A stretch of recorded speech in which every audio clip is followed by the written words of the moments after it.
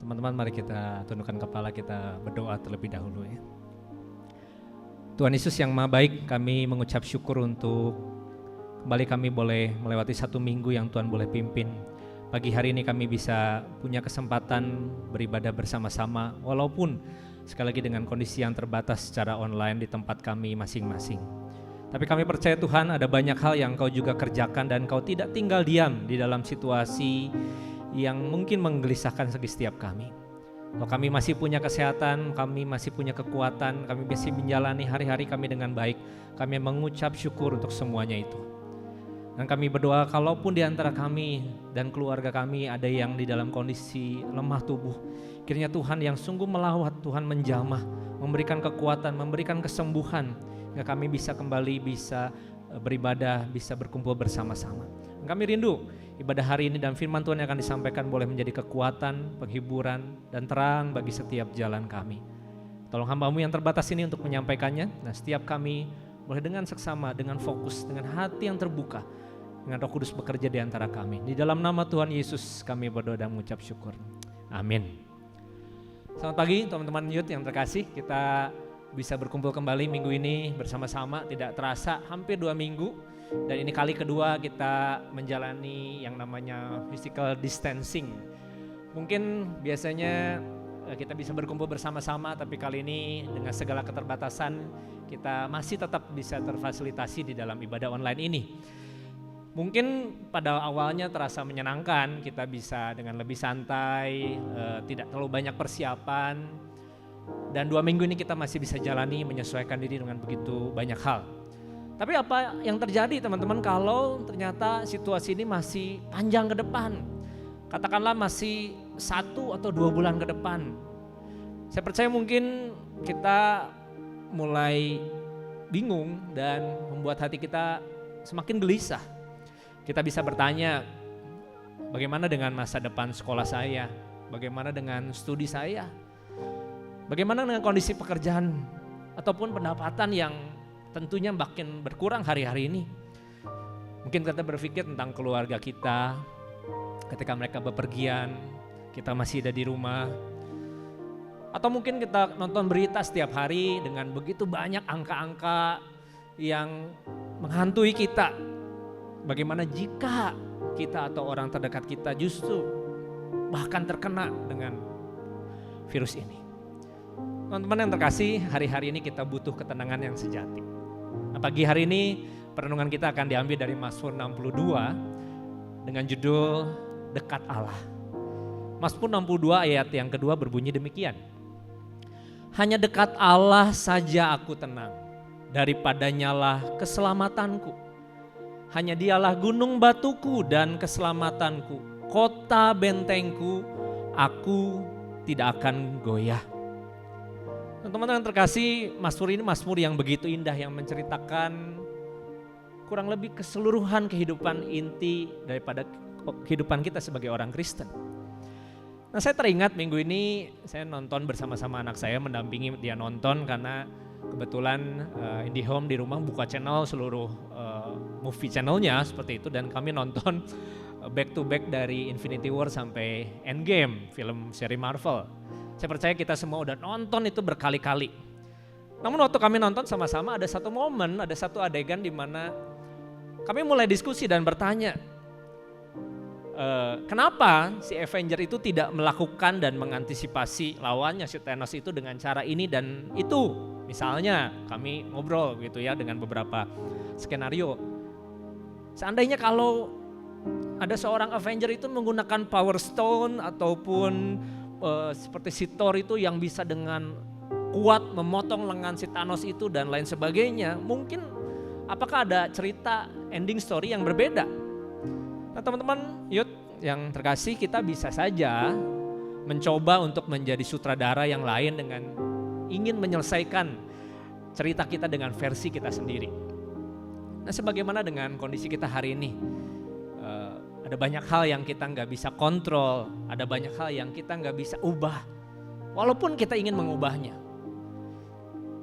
Nah saya mendapat satu komentar yang menarik di sebuah medsos, berkata begini, ketika badai besar menerpa sebuah perahu, Jangan berebut menjadi nahkodanya.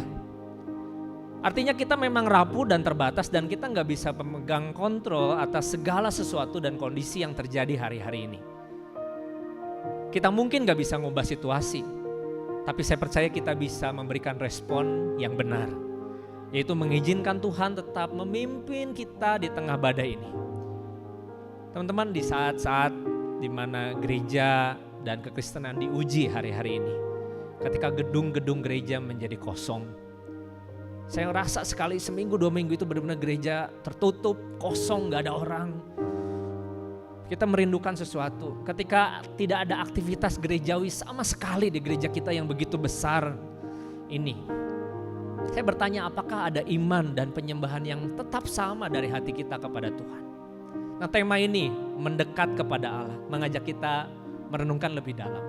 Ada 3 hal yang kita ingin renungkan pagi ini bersama-sama. Yang pertama, saudara, makin dekat Tuhan, makin kita tenang.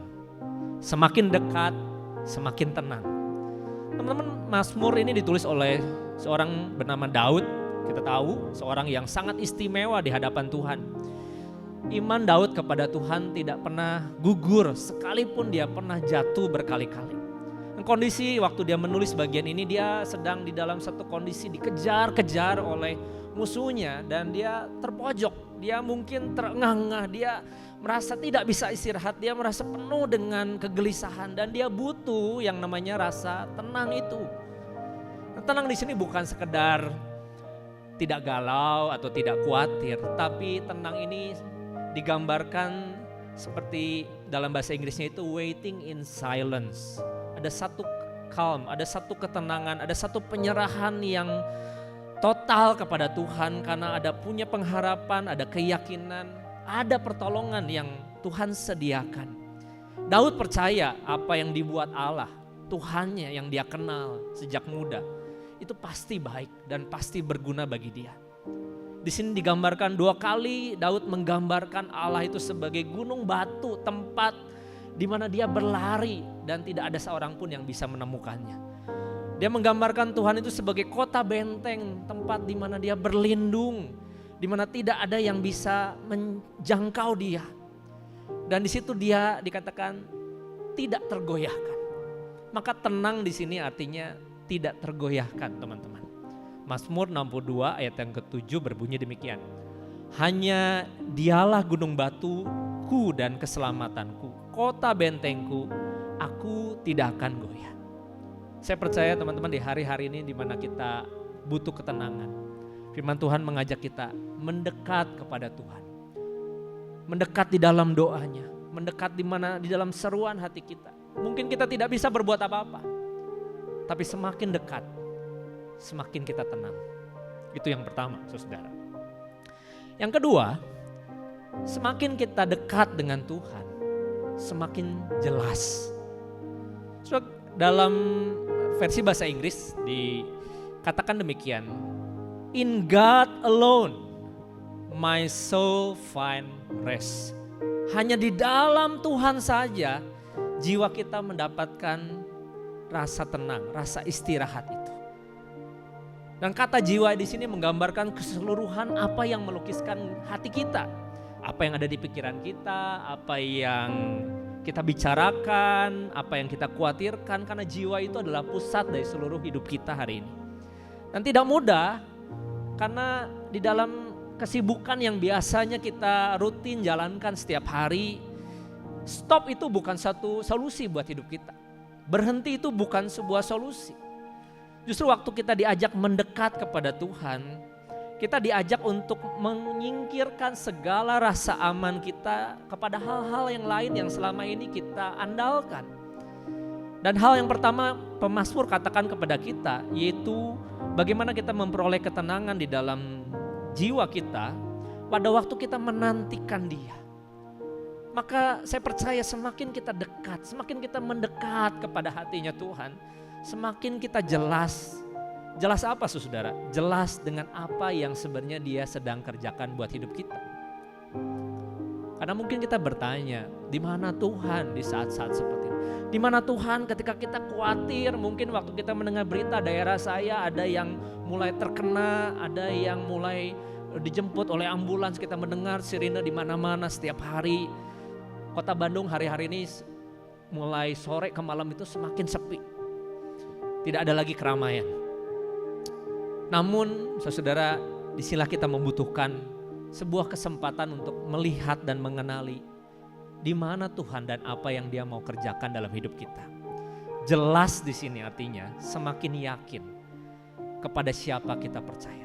Jelas di sini bisa berarti dengan satu kata clarity, sebuah gambaran yang semakin jelas. Pada waktu kita dekat, semakin makin mendekat kepada Tuhan, semakin kita jelas tentang siapa Tuhan.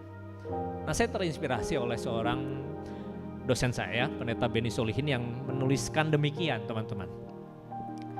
Kadang Tuhan tetap diam di saat kita melewati lorong gelap yang menakutkan. Bukan karena Ia tidak peduli, melainkan Ia sedang mempertajam kepekaan kita akan kehadirannya. Maka Mazmur 62 ayat 9 mengatakan begini, percayalah kepadanya setiap waktu, hai umat, atau hai jiwaku. Maka setiap waktu kita percaya Tuhan hadir, Tuhan ada bersama-sama kita. Dan waktu kita mendekat di dalam doa dan seruan kita, di dalam perenungan firman yang mungkin selama ini kita jarang kita lakukan, dan kita mendekat kepada Dia, maka kita percaya semakin jelas kita melihat apa yang sebenarnya Dia mau kerjakan buat hidup kita. Kita mau memiliki kepekaan, Dia mau kita lebih peka tentang di mana Tuhan berada di dalam hidup kita hari-hari ini. Dan yang ketiga, teman-teman, yang terakhir, yaitu semakin tenang, semakin kuat.